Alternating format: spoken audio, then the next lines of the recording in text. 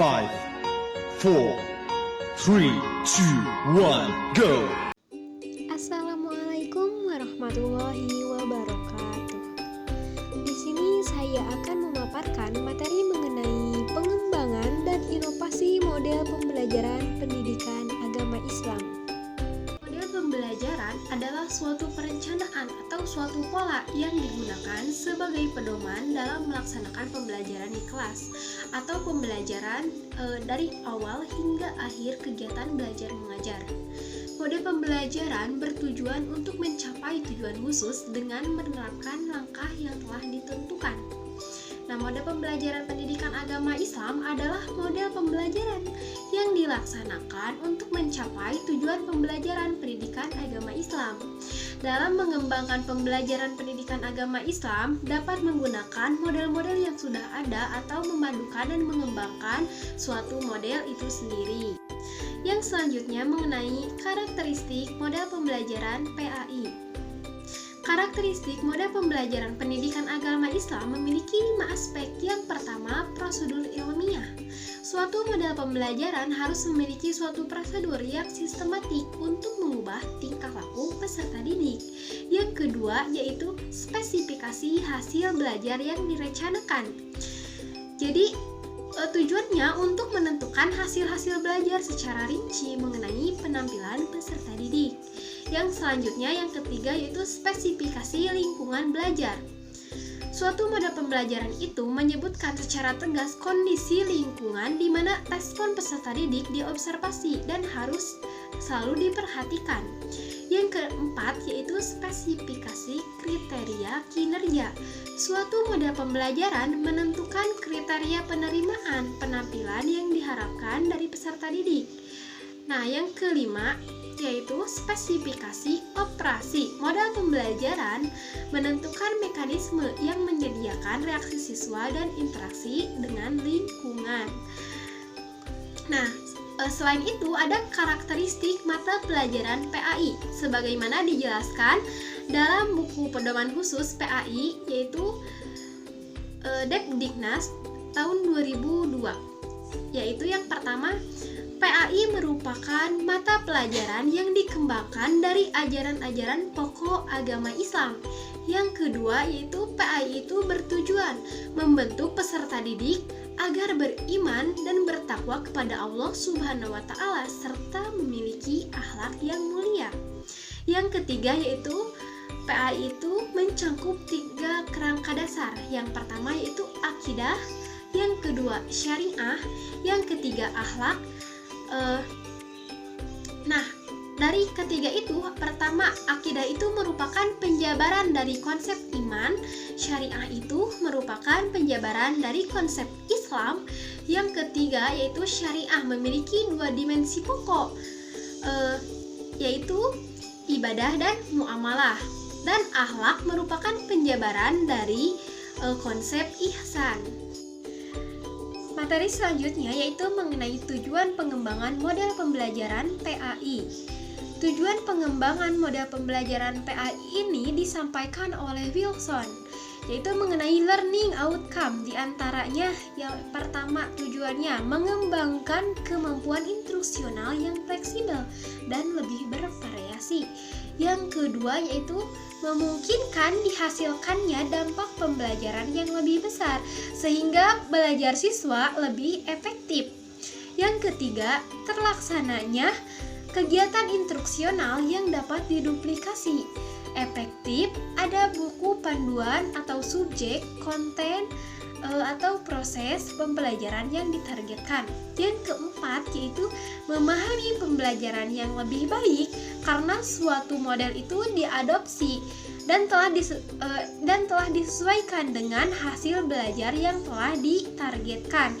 Yang kelima yaitu mendapatkan wawasan bahwa suatu metode pembelajaran itu akan bekerja sesuai dengan kondisi dan kebutuhan peserta didik. Nah, selain itu, selain tujuan, ada pula fungsi dari model pembelajaran PAI. Nah, fungsinya sebagai pedoman bagi para perancang pembelajaran dan para guru dalam merancang dalam merencanakan aktivitas belajar mengajar. Nah, jadi dapat disimpulkan bahwasannya tujuan pengembangan dan inovasi model pembelajaran PAI ini agar guru itu dapat membantu peserta didik mendapatkan informasi, mendapatkan suatu ide atau keterampilan dan cara berpikir anak. Baik, selanjutnya mengenai strategi pengembangan dan inovasi model pembelajaran pendidikan agama Islam. Strategi pengembangan dan inovasi model pembelajaran PAI merupakan cara-cara atau langkah-langkah untuk mencapai hasil pembelajaran yang berbeda dari sebelumnya. Nah, menurut Medwena, strategi pengembangan dan inovasi pembelajaran yang diklasifikasikan menjadi 3 aspek. Yang pertama, strategi pengorganisasian. Nah, strategi pengorganisasian ini merupakan cara untuk menata isi suatu bidang studi. Nah, kegiatannya berhubungan dengan pemilihan materi, penataan isi, pembuatan diagram atau format, dan sejenisnya. Yang kedua, yaitu strategi penyampaian. Nah, strategi penyampaian ini yaitu suatu cara untuk menyampaikan pembelajaran pada siswa untuk menerima serta merespon masukan dari siswa. Nah, yang ketiga yaitu strategi pengelolaan. Nah, strategi pengelolaan ini adalah cara untuk menata interaksi antara siswa dan variabel pembelajaran lainnya. Selanjutnya mengenai langkah-langkah pengembangan dan inovasi model pembelajaran pendidikan agama Islam. Langkah yang pertama, mengidentifikasi kebutuhan instruksional dan menulis tujuan instruksional umum. Nah, kebutuhan instruksionalnya itu yaitu meliputi pengetahuan, keterampilan, sikap, dan lain-lain. Nah, dari kebutuhan ini muncullah hasil belajar. Nah, hasil belajarnya itu disebut dengan tujuan instruksional umum. Nah, langkah yang kedua yaitu melakukan analisis instruksional. Analisis instruksional adalah proses menjabarkan perilaku umum menjadi perilaku khusus yang tersusun secara logis dan sistematis. Selanjutnya yang ketiga, mengidentifikasi perilaku dan karakteristik siswa. Jadi, seorang guru itu harus bisa mengidentifikasi perilaku dan karakteristik siswa karena siswa itu berbeda-beda. Yang keempat yaitu menulis tujuan instruksional khusus. Yang kelima, menulis tes acuan patokan. Nah, tes acuan patokan ini dimaksudkan untuk mengukur tingkat penguasaan siswa terhadap hasil belajar. Yang keenam yaitu menyusun strategi instruksional. Nah, strategi instruksional itu dalam menyampaikan materi atau isi pelajaran harus secara sistematis sehingga kemampuan yang diharapkan dapat dikuasai oleh siswa secara aktif dan efisien. Yang ketujuh, mengembangkan bahan instruksional. Nah, pemilihan format media pembelajaran virtual kadang-kadang tidak sesuai dengan praktek maupun secara teori yang telah dilakukan dengan benar. Nah, untuk itu diperlukan kompromi untuk mendapatkan produk pembelajaran yang sesuai dengan lingkungan belajar. Nah, yang selanjutnya, yang terakhir yaitu mendesain dan melaksanakan evaluasi formatif. Nah, evaluasi formatif ini bertujuan untuk menentukan apa yang harus ditingkatkan atau direvisi agar produk itu lebih efektif dan efisien.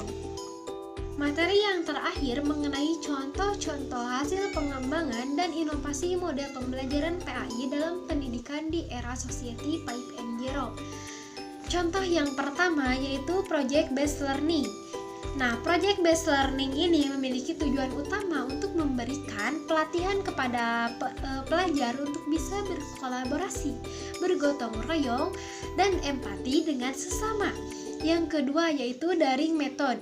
Metode ini memanfaatkan jaringan online dan bisa membuat para siswa lebih kreatif menggunakan fasilitas yang ada seperti membuat konten dengan memanfaatkan barang-barang di sekitar rumah maupun mengerjakan kegiatan belajar melalui sistem online.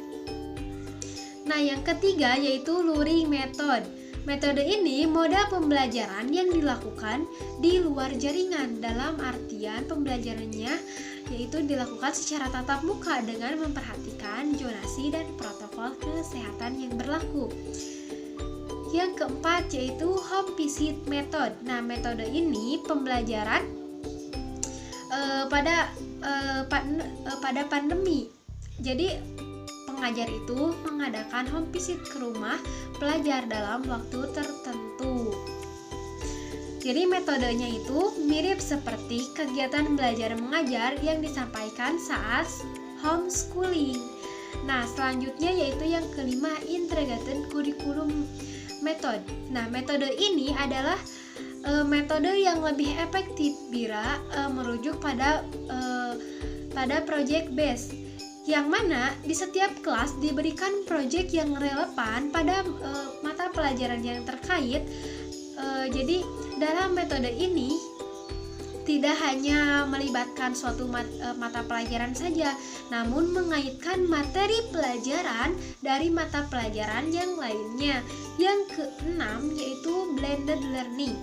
Nah, metode ini metode yang kita pakai sekarang, yaitu metode yang menggunakan dua pendekatan sekaligus, dalam artian menggunakan sistem daring sekaligus tatap muka melalui video conference. Jadi meskipun para pelajar dan pengajar itu melakukan pembelajaran jauh, tetapi keduanya masih bisa berinteraksi satu sama lain.